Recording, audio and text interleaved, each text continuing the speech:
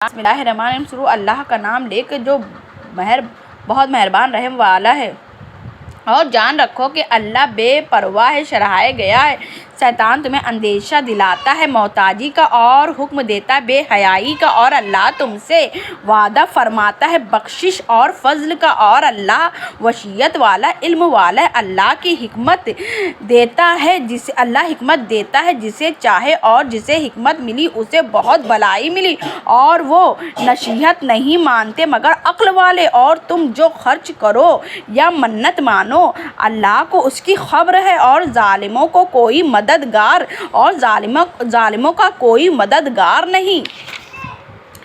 خیرات انلائیں دو تو وہ کیا ہی اچھی بات ہے، اور اگر چھپا کر فقیروں کو دو یہ تمہارے لیے سب سے بہتر ہے، اور اس میں تمہارے کچھ گناہ گھٹیں گے، اور اللہ کو تمہارے کاموں کی خبر ہے، انہیں راہ دیتا ہے تمہارے ذمے لازم نہیں۔ ہاں اللہ راہ دیتا ہے جسے چاہتا ہے، اور تم جو اچھی چیز دو تو تمہاری ہی بھلائی ہے، اور تمہیں خرچ کرنا مناسب نہیں مگر اللہ کی مرضی چاہیے کے لیے، اور جو مال دو تمہیں پورا ملے گا اور نقصان نہ دیا جائے گا، اور فقیروں کے لیے جو راہ خدا میں روکے گئے ہیں، اور فقیروں کے لیے جو راہ خدا میں